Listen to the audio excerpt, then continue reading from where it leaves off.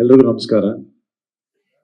ನನಗೆ ಚಂದ್ರ sir phone ಮಾಡಿ ಹಿಂಗೆ ಒಂದು 5 ನಿಮಿಷ ಸಿಗ್ಬೋದಾ ಬ್ರದರ್ ಅಂತ ಫೋನ್ ಮಾಡಿದ್ರು. ಒಂದು ಸ್ಕ್ರಿಪ್ಟ್ ಹೇಳಬೇಕು ಅಂತ. ನಾನೇನು ಅನ್ಕೊಂಡಿದ್ದೆ ಅಂದರೆ ಕಬ್ಜಾ ಮಾಡಿದ್ರಲ್ಲ ಮೋಸ್ಟ್ಲಿ ಯಾವುದೋ ಒಂದು ಆ್ಯಕ್ಷನ್ ಸಿನಿಮಾ ತೊಗೊಂಡ್ಬರ್ತಾರೆ ಅನ್ಕೊಂಡಿದ್ದೆ. ಆಮೇಲೆ ಬಂದು ರಾಜ್ಮೋಹನ್ ಅವರು ಒಂದು ಇದನ್ನು ರೇಟ್ ಮಾಡಿದ್ರು. ನಾನು ವಿನಯನ ಇಬ್ಬರು ಕೂತ್ಕೊಂಡು ಕೇಳಿದ್ವಿ.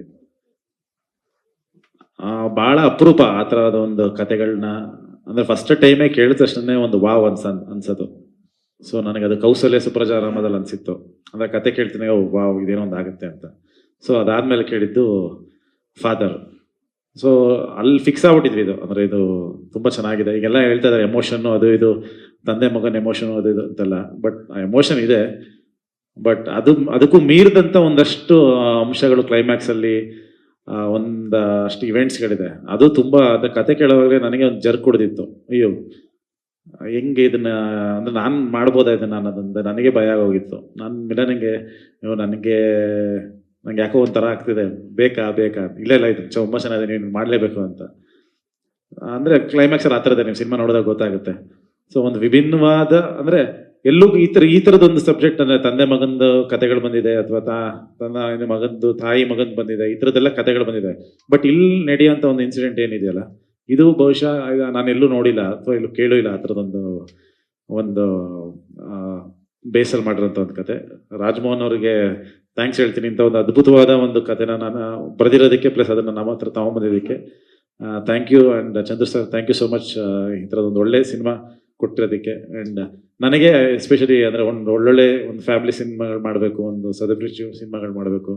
ನಮ್ಗೆ ಹೆಂಗೆ ಅಂದರೆ ಅಣ್ಣವ್ರು ಹೆಂಗೆ ಮಾಡ್ತಾರ ಆ ಥರ ಪಿಕ್ಚರ್ಗಳು ಮಾಡ್ಬೇಕಪ್ಪ. ಅಂದರೆ ಒಂದು ಸಿನಿಮಾ ಮಾಡ್ತು ಅಂದರೆ ಒಂದು 30 ವರ್ಷ ಆದರೂ ನೋಡ್ಬೇಕು ಆ ಸಿನಿಮಾನ. ಆ ಥರದ್ದೊಂದು ಆಸೆ ನನಗೆ ಪರ್ಸ್ನಲಿ, ಆ ಥರ ಸಿನಿಮಾಗಳು ಮಾಡೋದಕ್ಕೆ. ಬಟ್ ಆ ಥರ ಕತೆಗಳು ಸಿಗೋದು ಭಾಳ ಅಪರೂಪ. ಸೊ ಆ ಥರದೊಂದು ಅಪರೂಪವಾದ ಒಂದು ಕತೆ ಫಾದರ್. ಆ್ಯಂಡ್ ಡೆಫಿನೆಟ್ಲಿ ಸಿನಿಮಾ, ಅಂದರೆ ಈ ಸಿನಿಮಾ ಹಿಟ್ಟಾಗುತ್ತೆ, ಹಂಗಾಗುತ್ತೆ ಹಿಂಗೆ ಆಗುತ್ತೆ ಅಂತ ಹೇಳೋದಕ್ಕಿಂತ ಬಹಳ ವರ್ಷಗಳ ಕಾಲ ಮನಸ್ಸಲ್ಲಿ ಉಳಿಯುವಂಥ ಒಂದು ಚಿತ್ರ ಫಾದರ್ ಆಗುತ್ತೆ ಅಂತ ಹೇಳಕ್ಕೆ ಇಷ್ಟಪಡ್ತೀನಿ. Thank you so much. ಎಲ್ರಿಗೂ ನಮಸ್ಕಾರ. ಡೆಫಿನೆಟ್ಲಿ ತುಂಬಾ ಸ್ಪೆಷಲ್, ಯಾಕಂದ್ರೆ ನನ್ನ ಫಾದರ್ ಮದರ್ ಎರಡು ನನ್ನ ಮದರೇ. ಸೊ ಅದಕ್ಕೆ ತುಂಬಾ ಸ್ಪೆಷಲ್ ಆಗಿದೆ ಇದು event. Thank you so much Chandra sir. ನನಗೆ ಈ ಕತೆ ಫಸ್ಟು ಡಾರ್ಲಿಂಗ್ ಕೃಷ್ಣ ಅವ್ರು ಫೋನ್ ಮಾಡಿ ಹೇಳಿದ್ದು. ನಾಗಭೂಷಣ್ ಅವ್ರು ಹೇಳ್ದಂಗೆ ಈ ಸಿನಿಮಾ ಮೋಸ್ಟ್ಲಿ ನಾನು ಬಂದಿರೋದು ಡಾರ್ಲಿಂಗ್ ಕೃಷ್ಣ ಹಾಗೂ ಮಿಲನ ಅವರ ಸಜೆಷನ್ದಿಂದಾನೆ.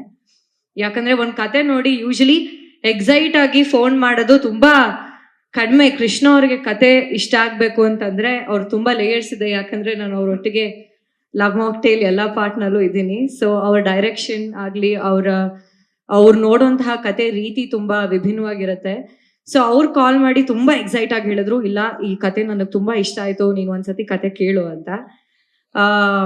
ಅದನ್ನೇ ಹಾಗೆ ಸಜೆಸ್ಟ್ ಮಾಡಿ ನನಗೆ ಕತೆ ಕೇಳಿದಾಗ ನನಗೆ ಫಸ್ಟ್ ಇಂದ ಲಾಸ್ಟ್ ತನಕನೂ ತುಂಬಾ ಗ್ರಿಪ್ಪಿಂಗ್ ಅಂತ ಅನಿಸ್ತು. ಇವತ್ತು ನಮ್ಮ ಡೈರೆಕ್ಟರ್ ಸ್ಟೇಜ್ ಮೇಲೆ ಮಾತಾಡಲಿಲ್ಲ ಅಷ್ಟು, ಬಟ್ ಡೆಫಿನೆಟ್ಲಿ ಸಿನಿಮಾ ರಿಲೀಸ್ ಆದಾಗ ಅವ್ರ ಕೆಲಸ ಸಿನಿಮಾದ ಮೂಲಕ ಖಂಡಿತ ತುಂಬಾ ದೊಡ್ಡ ಸದ್ದು ಮಾಡುತ್ತೆ ಅನ್ನೋ ಒಂದು ನಂಬಿಕೆ ನನಗಿದೆ. ಆ್ಯಂಡ್ ನಮ್ಮ ಮ್ಯೂಸಿಕ್ ಡೈರೆಕ್ಟರ್ ನಕುಲ್ ಅಭ್ಯಂಕರ್ ಅವರು ಆಲ್ರೆಡಿ ಲವ್ ಮಾಕ್ಟೇಲ್ ಅಲ್ಲಿ ತುಂಬಾ ಒಳ್ಳೆ ಮ್ಯೂಸಿಕ್ ಕೊಟ್ಟಿದ್ದಾರೆ. ಆ್ಯಂಡ್ ನಮ್ಮ ಸಿನಿಮಾಗೂ ಅದೇ ಇಮೋಷನಲ್ ಮ್ಯೂಸಿಕ್ ತುಂಬಾ ಕನೆಕ್ಟ್ ಆಗುತ್ತೆ. ತುಂಬಾ ಜನಕ್ಕೆ ಯೂಶಲಿ ನನ್ನ ಫಾದರ್ ಮಾಡಿದಾಗ ನೀವು ಮದರ ಏನ್ ಮಾಡ್ತಾ ಇದ್ದೀರಾ, ಯಾವ ಕ್ಯಾರೆಕ್ಟರ್ ಮಾಡ್ತಾ ಇದ್ದೀರಾ, ಹೇಗಿದೆ ಪಾತ್ರ ಅಂತೆಲ್ಲ ಅಂತ ಇದ್ರು. ನಾನು ತುಂಬಾ ಹೆಮ್ಮೆಯಿಂದ ತುಂಬಾ ಇಷ್ಟಪಟ್ಟು ಮಾಡಿರುವಂತಹ ಪಾತ್ರ ಇದು. ಆ್ಯಂಡ್ ಡೆಫಿನೆಟ್ಲಿ ಈ ವರ್ಷ ಇದು ಒಂದೊಳ್ಳೆ ಸ್ಟಾರ್ಟ್ ಆಗಲಿ. ಆ್ಯಂಡ್ ಈ ಸಿನಿಮಾಯಿಂದ ನಾನು ಹಂಗೆ ಹಲ್ಕಾ ಡೌನ್ ಕೂಡ ಮಾಡ್ತಾ ಇದ್ದೀವಿ. ನಮ್ಮ ನಿರ್ಮಾಪಕರು ಇಲ್ಲಿ ಇದ್ದಾರೆ. ಎಲ್ರಿಗೂ ಥ್ಯಾಂಕ್ಸ್. ತುಂಬಾ ನಿರ್ಮಾಪಕರುಗಳು ಬಂದಿದ್ದಾರೆ. ಆ್ಯಂಡ್ ಐ ಥಿಂಕ್ ಅದು ಆರ್ ಚಂದ್ರು ಸರ್ ಅವ್ರದ ಸ್ಟ್ರೆಂತ್. ಸೊ ಎಲ್ಲರೂ ದಯವಿಟ್ಟು ಈ ಸಿನಿಮಾನ ಥಿಯೇಟ್ರಲ್ಲಿ ನೋಡಿ. ಇದು ಒಂದು ಒಳ್ಳೆ ಸ್ಟಾರ್ಟ್ ಆಗಲಿ. ಒಂದು ಇಯರ್ ಎಂಡಲ್ಲಿ ಸರ್ ಒಂದು ಇವೆಂಟ್ ಮಾಡಿ ಮುಗಿಸ್ತಾ ಇದ್ದಾರೆ. ಹಾಗೂ ನ್ಯೂ ಇಯರ್ಗೆ ಇದು ಒಂದು ಒಳ್ಳೆ ಸ್ಟಾರ್ಟ್ ಆಗಲಿ. ನಿಮ್ಗೆಲ್ರಿಗೂ ಹ್ಯಾಪಿ ನ್ಯೂ ಇಯರ್. ಫಾದರ್ ನೋಡಿ ಎಲ್ಲರೂ ಆಶೀರ್ವದಿಸಿ. Thank you so much. Amrutha ಅವ್ರ ಇದು ಪೋಸ್ಟರ್ ನೋಡಿದಾಗ ನನಗಂತೂ ತುಂಬಾ ಖುಷಿ ಆಯ್ತು. ಯಾಕಂತ ಹೇಳಿದ್ರೆ ಕತ್ತಲ್ ತಾಳಿ ಇತ್ತು. ಕೃಷ್ಣ ಅವ್ರನ್ನ ಇಲ್ಲಿ ನೀವು ಅರ್ಧದಲ್ಲಿ ಬಿಟ್ಟು ಹೋಗಿಲ್ಲ ಅನ್ನೋದೊಂದು ಸಮಾಧಾನ ನಮ್ಗೆ. ನಿಮ್ ಪಾತ್ರದ ಬಗ್ಗೆ ಆದಷ್ಟು ಬ್ರೇಕ್ ಮಾಡಕ್ ಟ್ರೈ ಮಾಡ್ತಾ ಇದ್ದೀರಿ ಅದನ್ನ. ಇಲ್ಲ ಇದ್ರಲ್ಲಿ ಬಿಟ್ಟು ಹೋಗಲ್ಲ. ಫೈನಲಿ ಥ್ಯಾಂಕ್ ಹೊಡಿದ್ದೀನಿ. Yes, thank you so much Amrutha ಅವರೇ. Thank you. ಮೊದಲಿಗೆ ನನ್ನ ಪ್ರೀತಿಯ ಎಲ್ಲ ಪತ್ರಕರ್ತ ಹಿರಿಯರೇ, ಸ್ನೇಹಿತರೆ, ಸೋಷಿಯಲ್ ಮೀಡಿಯಾ ಎಲ್ಲ ಸ್ನೇಹಿತರೆ, ಚಾನೆಲ್ನ ಎಲ್ಲ ನನ್ನ ಪ್ರೀತಿಯ ಗೆಳೆಯರೇ, ಒಟ್ಟಾರೆ ಮಾಧ್ಯಮದ ಎಲ್ಲ ನನ್ನ ಪ್ರೀತಿಯ ನನ್ನನ್ನು ಬೆಳೆಸಿದಂತಹ ಮಾಧ್ಯಮ ಮಿತ್ರರೇ. ಏಕೆ ಅಂತಂದರೆ ಇವತ್ತು ಈ ವೇದಿಕೆ ಆಗಿ ಇವತ್ತು ಚಂದ್ರು ಇಲ್ಲಿದ್ದಾರೆ ಅಂತಂದರೆ ಅದಕ್ಕೆ ನಿಮ್ಮಗಳ ಸಪೋರ್ಟೇ ಕಾರಣ. ಯಾರೇ ಒಬ್ಬರು ಬೆಳಿಬೇಕಂತಂದ್ರು ಒಂದು ಮಗು ಬೆಳೆಯೋದಕ್ಕೆ ತಂದೆ ತಾಯಿ ಹೇಗೋ, ಒಬ್ಬ ನಿರ್ದೇಶಕ, ಒಂದು ಸಿನಿಮಾ ನಿರ್ಮಾಪಕ ಒಂದು ಸಿನಿಮಾ ಬೆಳೆಯೋದಕ್ಕೆ, ಅದನ್ನು ತಲುಪಿಸೋದಕ್ಕೆ ಮಾಧ್ಯಮ ಅಷ್ಟೇ ಮುಖ್ಯ. ಇವತ್ತಿನ ವಿದ್ಯಮಾನಗಳನ್ನು ನಾವು ನೋಡ್ತಾ ಇದ್ದೀವಿ.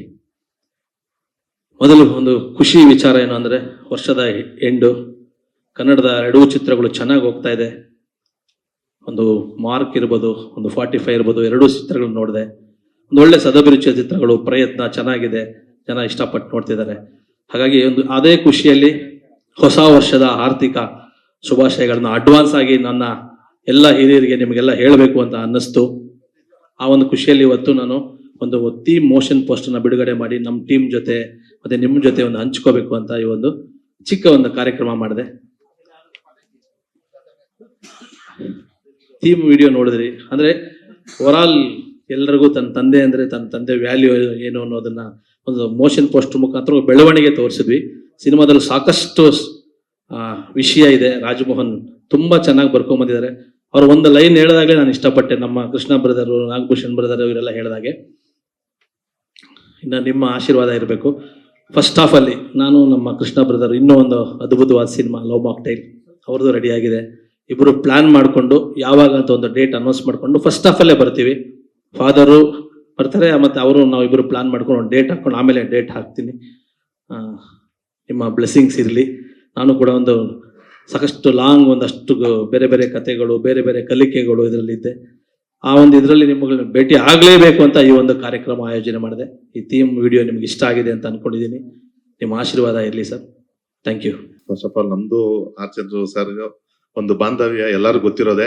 ಇವತ್ತು ಎಷ್ಟು ಕನ್ನಡ ಚಿತ್ರರಂಗದಲ್ಲಿ ಇಷ್ಟೊಂದು ಈವೆಂಟ್ಸ್ ಆಗ್ತಿದೆ ಅಂದ್ರೆ, ಅದು ಇಷ್ಟು ಈವೆಂಟ್ಗಳು ನಾನು ಮಾಡ್ತಾ ಇದ್ದೀನಿ ಅಂದ್ರೆ ಅದಕ್ಕೆ ಮೊದಲನೇ ಕಾರಣ ಆರ್ ಚಂದ್ರು ಸರ್. ಯಾಕಂದ್ರೆ ಈವೆಂಟ್ ಫೀಲ್ಡ್ಗೆ ಎಳ್ಕೊಂಬಂದ್ಬಿಟ್ಟವ್ರೆ ಅವರು. ಅದರಿಂದ ಇವತ್ತು ಎಷ್ಟೋ ಚಿತ್ರರಂಗದಲ್ಲಿ ತುಂಬಾ ಈವೆಂಟ್ಗಳು ನಡೀತಾ ಇದೆ, ಚೆನ್ನಾಗಿ ಆಗ್ತಿದೆ. Thank you Chandru sir. ಆಮೇಲೆ ಫಾದರು, ಯಾಕಂದ್ರೆ ನಾವೆಲ್ಲ ಕಬ್ಜಾ ಮುಗಿಸ್ಕೊಂಡು ಆದ್ಮೇಲೆ ಒಂದು ಸಿನಿಮಾ ಕತೆ ಕರೆದು ಹೇಳಿದ್ರು, ಈ ತರ ಒಂದು ಸಿನಿಮಾ ಆಯ್ಕೆ ಮಾಡಿದೀನಿ, ಒಂದು ಸಿನಿಮಾ ಮಾಡ್ಬೇಕು ಅಂತ ಹೇಳಿ ಕತೆ ಒಂದ್ ಲೈನ್ ಹೇಳಿದ್ರು. ನಿಜವಾಗ್ಲೂ ತುಂಬಾ ಖುಷಿ ಆಯ್ತು. ಯಾಕಂದ್ರೆ ಅವ್ರು 4-5 ಕತೆಗಳು ರೆಡಿ ಮಾಡಿದ್ರು. ಬಟ್ ಈ ಕತೆಗಳು ಹೇಳ್ಬೇಕಾದ್ರೆ ನಾನು ಕೇಳಿದೆ, ಚಂದ್ರು ಸರ್ ನೀವ್ ಏನ್ ಮಾಡ್ತಿರೋ ಗೊತ್ತಿಲ್ಲ, ಫಸ್ಟ್ ಈ ಕತೆ ಸ್ಟಾರ್ಟ್ ಮಾಡಿ ನೀವು, ಇದು ಚೆನ್ನಾಗಿರುತ್ತೆ, ಇದು ಯಾಕೋ ನನಗೆ ತುಂಬಾ ಕಾಡ್ತಿದೆ, ತುಂಬಾ ಚೆನ್ನಾಗಿದೆ. ಯಾಕಂದ್ರೆ ನಮ್ ಫಾದರ್ ಎಕ್ಸ್ಪೈರ್ ಆಗ್ಬಿಟ್ಟವ್ರು ಇಲ್ಲ, ಬಟ್ ಆ ಕತೆ ಕೇಳಿದಾಗ ತುಂಬಾ ಎಲ್ಲೋ ಒಂದ್ ಕಡೆ ನಮ್ಗೆ ಫೀಲ್ ಆಗತ್ತೆ. ಯಾಕಂದ್ರೆ ಇವತ್ತು ಏನಂತಾರೆ, ನಮ್ಮ ಫ್ಯಾಮಿಲೀಸ್ ಅಲ್ಲಿ ನಮ್ಮ ರಿಲೇಶನ್ಶಿಪ್ಸ್ಗೆ ನಾವು ರೆಸ್ಪೆಕ್ಟ್ ಮಾಡಲ್ಲ, ಅಪ್ಪ ಅಮ್ಮನ್ನ ನೋಡ್ಕೊಳ್ಳಲ್ಲ. ಇವತ್ತಿನ ಇರುವಂತ ಟೈಮ್ಗೆ ಇಂಥ ಸಿನಿಮಾಗಳು ಬರಬೇಕು, ಒಂದು ಒಳ್ಳೆ ಸಂದೇಶನ ಎಲ್ಲರೂ ಕೊಡ್ಬೇಕು ಅನ್ನೋದು ಒಂದು ಇತ್ತು. ಅದಕ್ಕೆ ನಾನು ರಿಕ್ವೆಸ್ಟ್ ಮಾಡಿದೆ ಫಸ್ಟ್ ಈ ಸಿನಿಮಾ ಮಾಡಿ ಅಂತ. ಅದೇ ತರ ಈ ಸಿನಿಮಾ ಸ್ಟಾರ್ಟ್ ಮಾಡಿದ್ರು. ಅದರಲ್ಲಿ ನಮ್ ಡಾರ್ಲಿಂಗ್ ಕೃಷ್ಣ ಅವರು ಮತ್ತೆ ನಮ್ಮೆಲ್ಲ ಸ್ನೇಹಿತರು ಎಲ್ಲ ಸೇರಿ ಈ ಸಿನಿಮಾದಲ್ಲಿ ಇರೋದು ಇನ್ನೂ ಖುಷಿಯಾಗಿದೆ. Thank you very much Chandru sir. ದೊಡ್ಡ ಹಿಟ್ ಆಗುತ್ತೆ ಸಿನಿಮಾ. ಇವತ್ತು ಒಂದು ರಾಜಕುಮಾರ್ ಆದ್ಮೇಲೆ ಆಫ್ಟರ್ ಲಾಂಗ್ ಟೈಮ್ ಈ ತರ ಒಂದು ಕಂಟೆಂಟ್ ಸಿನಿಮಾ ಬರುತ್ತೆ ಅಂತ ಎಕ್ಸ್ಪೆಕ್ಟ್ ಮಾಡ್ತಾ ಇದೀನಿ. Thank you very much. ಡೈರೆಕ್ಟರ್ಗೂ ಒಳ್ಳೇದಾಗಿ. ಒಂದು ಮಾತನ್ನ ಪ್ರಸ್ತಾಪ ಮಾಡಿದ್ರಿ, ಅಂದ್ರೆ ನೀವು ಕಬ್ಜಾದಂತ ದೊಡ್ಡ ಸಿನಿಮಾನ ಮಾಡಿದ್ರಿ, ಬಟ್ ನಾನು ಈಗಲೂ ಕೂಡ ಒಂದಿಷ್ಟು ಕಲಿಕೆಯಲ್ಲಿದ್ದೆ ಅನ್ನುವಂಥದ್ದು. ಆ ಕಲಿಕೆ ಯಾವ ತರದ ಸಿನಿಮಾಗಾಗಿ? ಹಾಗಾದ್ರೆ ಕನ್ನಡದಲ್ಲಿ ಈಗ ಕಬ್ಜಾನ ನಿಮ್ಮ ಕರಿಯರ್ ಅಲ್ಲಿ ನಿಮ್ಗೆ ಅನಿಸಿದಾಗೆ ದೊಡ್ಡ ಬಜೆಟ್ ಸಿನಿಮಾ ನಿಮ್ ವೃತ್ತಿ ಬದುಕಲ್ಲಿ, ಈಗ ಅದನ್ನ ಮೀರಿಸಿ ಏನ್ ಮಾಡುವಂತಹ ಪ್ರಯತ್ನಗಳು ನಿಮ್ಮಲ್ಲಿದೆ, ಮತ್ತೆ ಈ ವರ್ಷದ ಪ್ಲಾನ್ಸ್ ಏನು ಸರ್ ನಿಮ್ ಡೈರೆಕ್ಷನ್ ವಿಚಾರವಾಗಿ? ಆಕ್ಚುಲಿ ಇದು ಫಾದರ್ ಥೀಮ್ ವಿಡಿಯೋ ರಿಲೀಸು, ಆದ್ರೂ ತಾವು ಕೇಳಿದ್ರಿ ಅಂತ ಹೇಳ್ತೀನಿ. ಅದು ಇನ್ನೊಂದು ಪ್ರೆಸ್ ಮೀಟ್ ಅಲ್ಲಿ ತುಂಬಾ ವಿಚಾರಗಳು ಮಾತಾಡ್ತಿದೆ. ಅದನ್ನ ಆದಷ್ಟು ಬೇಗನೆ ಅದನ್ನೆಲ್ಲ ಹಂಚ್ಕೋತೀನಿ. ಕಲಿಕೆ ಅಂತಂದ್ರೆ ಸರ್, ಪ್ರತಿ ಸಿನಿಮಾಗೂ ಕಲಿಕೆನೆ. ಈಗ ತಾಜ್ ಮಹಲ್ ಇಂದ ಐ ಲವ್ ಯು ವರ್ಗೂ ಕಲಿತೆ, ಅದಾದ್ಮೇಲೆ ಬೇರೆ ಇನ್ನೇನೋ ಮಾಡ್ಬೇಕು ಅಂತ ಕಲ್ತು ಮಾಡಿದೆ. ಈಗ ಇದಾದ್ಮೇಲೆ ಇನ್ನೂ ಏನೋ ಮಾಡ್ಬೇಕು ಅಂತ ಕಲಿತೇ ಮಾಡ್ಬೇಕು ಸರ್ ಎಲ್ಲ. ಹಾಗಾಗಿ ನನಗೆ ಅನ್ನಿಸ್ತು, ಒಂದು ಕಬ್ಜಾ ಮಾಡಿದಾಗ ಅನ್ನಿಸ್ತು, ಖಂಡಿತ ಕಬ್ಜಾ ಕೆಲವರಿಗೆ ಇಷ್ಟ ಆಗಿರ್ಬೋದು, ಆಗದೇನೂ ಇರ್ಬೋದು. ಅವ್ರಿಗೆ ನಾನು ಮತ್ತೇನು ಮಾಡಬೇಕು, ಮತ್ತೇನು ಕಲ್ತು ಕೊಡಬೇಕು ಅನ್ನೋದನ್ನ ಒಂದೊಂದು ಸ್ಟೆಪ್ ಮೇಲೆ ಹೋಗ್ಬೇಕು. ಹಾಗಾಗಿ ನಾನು ನನ್ನ ಬಹಳ ವರ್ಷಗಳದೊಂದು ಡ್ರೀಮ್ ಕತೆ ಇದೆ ಸರ್. ನಾನು ಇಂಡಸ್ಟ್ರಿಗೆ ಬರಬೇಕಾದ್ರೆ ನನ್ನ ಚಿಕ್ಕಂದಿಂದ ನಾನು ಕೇಳಿದ್ದು ನೋಡಿದ್ದು ಒಂದು ಮೈಥಾಲಜಿ ಕತೆ. ಅದನ್ನು ನನ್ನ ಲೈಫಲ್ಲಿ ಅದು ಮಾಡಿದ್ರೆ ನನಗೆ ಮ್ಯಾಕ್ಸಿಮಮ್ ನನಗೆ ಸಾಕು ಅನ್ನೋಂಥದ್ದು ಒಂದು ಒಳ್ಳೆ ಕತೆ ನನ್ನ ತಲೆಯಲ್ಲಿದೆ. ಅದು ತುಂಬ ವರ್ಷಗಳಿಂದ ವರ್ಕ್ ಮಾಡಿದ್ದೀನಿ.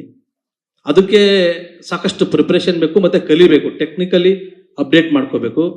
ಅಳವಡಿಸ್ಕೊಳ್ಬೇಕು. ಇವಾಗ ಬಂದಿದೆ, ಇಲ್ಲಿ ಎಲ್ಲರೂ ಹೇಳ್ತಾರೆ ಏನು ಎ ಅಂತಂತಾರೆ. ಅದು ನಮಗೆ ಎಷ್ಟು ಅಡ್ವಾಂಟೇಜ್ ಅಷ್ಟೇ ಡಿಸ್ಅಡ್ವಾಂಟೇಜ್. ಒಂದೇ 4-5 ಸೆಕೆಂಡ್ಗಳ ಕಾಲ ಒಂದು ಫುಟೇಜ್ ಸಿಗ್ಬೋದು, ಬಟ್ ಅದನ್ನ ಇಟ್ಕೊಂಡು VFX ನ ಇಟ್ಕೊಂಡು ನಾವು ಅದನ್ನ ಇಂಟಿಗ್ರೇಟ್ ಮಾಡಿ ಎಷ್ಟು ದೊಡ್ಡ ಸಿನಿಮಾ ಮಾಡ್ಬೋದು ಅನ್ನೋದು ಟೆಕ್ನಿಕಲಿ ತುಂಬಾ ಇದೆ. ಇದನ್ನೆಲ್ಲ ನಾವು ಇಲ್ಲೇ ಕೂತ್ಕೊಂಡು ಮಾಡಿದ್ರೆ ಆಗಲ್ಲ. ಅದನ್ನು ಒಂದು ದೊಡ್ಡ ಸಿನಿಮಾ ಮಾಡ್ಬೇಕಾದ್ರೆ ಪ್ರಿಪ್ರೇಷನ್ ಆಗ್ಬೇಕು. ನಾನು ಒಂದು ಕಬ್ಜಾ ಸಿನಿಮಾ ಮಾಡ್ಬೇಕಾದ್ರೆ ನಾನು ಯಾಕೆ 3-4 ವರ್ಷ ತಗೊಂಡೆ ಅಂದ್ರೆ ಪ್ರತಿಯೊಂದು ಶಾರ್ಟು ಪ್ರಿಪರೇಷನ್ ಮಾಡಿನೇ ತೆಗ್ದಿದ್ದು. ಅಂದ್ರೆ ಒಂದು ಸ್ಕೆಚ್ ಹಾಕೊಂಡು ಇರೋ ಟೆಕ್ನಾಲಜಿನ ಅಳವಡಿಸ್ಕೊಂಡು. ಹಾಗಾಗಿ ರಿಸಲ್ಟ್ ಕೊಡೋದು ನಮ್ಮ ಪ್ರೇಕ್ಷಕರು, ನೀವುಗಳು. ಖಂಡಿತ ನೀವೇನು ಕೊಟ್ಟರು ನಾವು ತಲೆ ಬಗ್ಸಿ ತಗೋಬೇಕು ಮತ್ತು ಕಲಿತು ಒಂದು ಒಳ್ಳೆಯದನ್ನ ಕೊಡಬೇಕು ಅನ್ನೋದು ನನ್ನ ಪಾಲಿಸಿ. ಸರ್, ನನ್ನ ಡೈರೆಕ್ಷನ್ದು ಖಂಡಿತ ನಾನು ನೆಕ್ಸ್ಟ್ ಪ್ರೆಸ್ ಮೀಟಲ್ಲಿ ಹೇಳ್ತೀನಿ. ಈಗ ಬರೀ ನಾನು ಇಲ್ಲಿ ಪ್ರೊಡ್ಯೂಸರು, ರಾಜಮೋಹನ್ ಡೈರೆಕ್ಟ್ರು, ನಮ್ಮ ಕೃಷ್ಣ ಬದರ್ದೊಂದು ಒಳ್ಳೆ ಸಿನಿಮಾ ಮಾಡಿದ್ದೀವಿ, ಅದ್ರ ಬಗ್ಗೆ ಮಾತಾಡೋಣ ಸರ್. ಚಂದ್ರು, ಇದು ಈಗ ಥೀಮ್ ನಿಮ್ಮ ತಂದೆಯವ್ರು ಬಂದು ಈಗ ಥೀಮ್ ಟೀಸರ್ ಬಿಡುಗಡೆ ಮಾಡಿದ್ರು. ಸೊ ನೀವು ಎಷ್ಟು ಎಮೋಷನಲಿ ಕನೆಕ್ಟ್ ಆಗ್ತೀರಿ ಈ ಒಂದು ಸಿನಿಮಾಗೆ? ಸರ್, ಇದು ಫಸ್ಟು ನನಗೆ ರಾಜಮೋಹನ್ ಯಾರೋ ಗೊತ್ತಿಲ್ಲ, ನನ್ನ ಸ್ನೇಹಿತರೊಬ್ಬರು ಫೋನ್ ಮಾಡಿ ಒಬ್ಬರು ಒಂದು ಕತೆ ಹೇಳಿದ್ರು, ಚಂದ್ರು ನೀನು ಫ್ರೀ ಇದ್ರೆ ಕತೆ ಕೇಳ್ತೀಯ ಅಂದರು. ನಾನು ಯಾರೋ ಕತೆ ಕೇಳಲ್ಲಪ್ಪ, ನಾನು ಅಷ್ಟೇ ಬರೆಯೋದು, ನನಗೆ ತುಂಬ ಎಕ್ಸ್ಪೀರಿಯನ್ಸ್ ಆಗಿದೆ ಅಂತಂದೆ. ಇಲ್ಲ, ಇದೊಂದು ಸತಿ ಕೇಳು ಅಂತ ಕರ್ಕೊಂಬಂದರು. ನನ್ನ ಮುಂದೆ ಕೂರಿಸಿದ್ರು, ಇವ್ರನ್ನ ನೋಡಿದೆ, ಕೂತ್ಕೊಂಡ್ರು. ನನಗೆ ತಮಿಳ್ ಬರಲ್ಲ, ಇವನು ಹೆಂಗೆ ಹೇಳ್ತಾನೆ ಅಂತಂದರೆ, ಇಲ್ಲ ನೀನು ಕೇಳಿಸ್ಕೊ ಅಂತಂದರು. ತಮಿಳ್ ಸ್ಟಾರ್ಟ್ ಮಾಡ್ದೆ. ತಮಿಳಲ್ಲಿ ಫಸ್ಟ್ 2 ಲೈನ್ ಹೇಳಿದೆ, ನನಗೆ ಅರ್ಥ ಆಯಿತು. ಯಾಕಂದರೆ ನಾನು ಒಂದಷ್ಟು ಅಲ್ಲೆಲ್ಲ ರಿಲೀಸ್ ಮಾಡಿದ್ರಿಂದ ಅರ್ಥ ಆಗುತ್ತೆ. ಅವನು ಹೇಳಿದ್ದ ಮೊದಲನೇ 3 ಲೈನಿಗೆ ನಾನು ಕತೆ ಸ್ಟಾಪ್ ಮಾಡಿ ಆತನಿಗೆ ಅಡ್ವಾನ್ಸ್ ಕೊಟ್ಟು ಒಂದು ಅಗ್ರಿಮೆಂಟ್ ಮಾಡಿಸು. ಅಂದರೆ ಕತೆಗಳು ಸಿಗೋದೇ ಅಪರೂಪ, ಒಂದು ಎಮೋಷನ್ ಕತೆ. ಅದರಲ್ಲೂ ನನಗೆ ನನ್ನ ಫಾದರ್ ಅಂತ ನನಗೆ ಎಮೋಷನ್ ಮನುಷ್ಯ.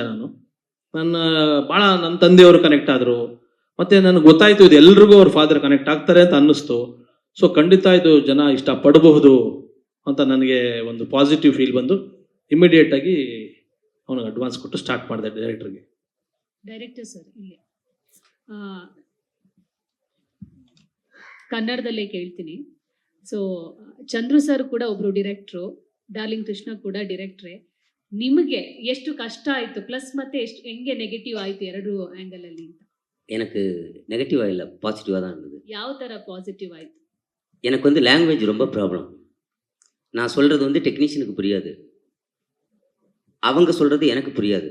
அதை நான் கற்றுக்கிறதுக்கே அது நாள் ஆயிடுச்சு. சந்துரு சார் வந்து ஒரு கோடைரக்டர் மாதிரி இறங்கி நின்று வேலை பார்த்தாங்க, அவங்க ப்ரொடியூசராக இல்லை. அதே மாதிரி கிருஷ்ணா சார் வந்து அவருடைய டைரக்ஷன் எல்லாம் அவர் இங்கே காட்டலை, அவர் வந்து நடித்தார். நான் வந்து ப்ரெஸ் மீட்டில் பேசும்போது ஒரு வார்த்தை சொன்னேன், காட்ஃபாதர் மாதிரின்னு சந்துரு சார். உண்மையிலே அவருக்கு எனக்கு வந்து கன்னட சினிமாவுக்கு எனக்கு காட்ஃபாதர் அவர் தான். ಬೇರೆ ಏನಾದ್ರು ಮೇಡಮ್? ಚಂದ್ರು ಸರ್, ನಿಮಗೆ ನೀವು ಮಾತಿನ ಮಧ್ಯೆ ಒಂದು ಸ್ಟೇಟ್ಮೆಂಟ್ ಕೊಟ್ರಿ, ಅಂದ್ರೆ ಕೃಷ್ಣ ಅವ್ರದ್ದು ಕೂಡ ಸಿನಿಮಾ ಬರ್ತಾ ಇದೆ, ನನ್ನ ಸಿನಿಮಾ ಕೂಡ ನೆಕ್ಸ್ಟ್ ಇಯರೇ ಬರ್ತಾ ಇದೆ, ಡೇಟ್ ನೋಡ್ಕೊಂಡು ಸಿನಿಮಾ ರಿಲೀಸ್ ಮಾಡ್ತೀವಿ ಅಂತ. ಅಂದ್ರೆ ಡೇಟ್ ಕೂಡ ಪ್ರಾಬ್ಲಮ್ ಆಗುತ್ತೆ ಇಂಡಸ್ಟ್ರಿಗೆ ಅಂತ ಆಯ್ತಾ?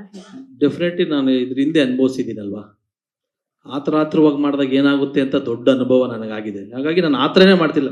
ಕೃಷ್ಣ ಸರ್ಗೆ ಅನಿಸ್ತಿರ್ಬೋದು, ನಾಗಭೂಷಣ್ ಅವ್ರಿಗೆ ಅನಿಸ್ತಿರ್ಬೋದು, ಚಂದ್ರು ಏನು ಇಷ್ಟು ರಿಲ್ಯಾಕ್ಸ್ ಆಗಿ ಮಾಡ್ತಾ ಇದ್ದಾರೆ ಫಾದರ್ ಅಂತ ನನಗೆ ಚೆನ್ನಾಗಿ ಅರ್ಥ ಆಗಿದೆ.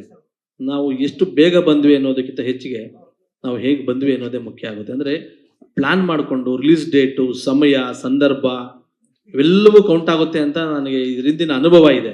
ಹಾಗಾಗಿ ಶ್ರೀಕಾಂತ್ ಸರ್ ನಮ್ಮ ಶ್ರೀಕಾಂತ್ ಸರ್ ಹೇಳ್ತಾರೆ, ಚಂದ್ರು ಆರಾಮಾಗಿ ನೋಡಿಕೊಂಡು ಹಿಂದೆ ಮುಂದೆ ಸಿನಿಮಾಗಳು ಸಮಯ ನೋಡ್ಕೊಂಡು ಮಾಡಿ. ನಾನು ಬ್ರದರ್ಗೆ ಹೇಳಿದೆ, ಬ್ರದರ್ ಇಬ್ಬರು ಸಿನಿಮಾ ಮಾಡಿದ್ವಿ, ನಿಮ್ಮದು ಹಿಟ್ ಆಗುತ್ತೆ ನಮ್ಮದು ಹಿಟ್ ಆಗುತ್ತೆ, ಚೆನ್ನಾಗಿ ಮಾಡಿದ್ವಿ ಪ್ರೀತಿಯಿಂದ, ಇಬ್ಬರು ಪ್ಲಾನ್ ಮಾಡ್ಕೊಂಡು ಬರೋಣ ಅಂದೆ. ಕೃಷ್ಣ ಬದರ್ ಹಾಗೆ ಆಯಿತು ಅಂತಂದ್ರು. ಅದಕ್ಕೆ 26 ಅಂತ ಹಾಕಿದ್ದೀವಿ. ಫಸ್ಟ್ ಹಾಫ್ ಒಳಗಡೆ ಇಬ್ಬರು ಯಾವುದು ಅಂತ ಅನೌನ್ಸ್ ಮಾಡ್ತೀವಿ.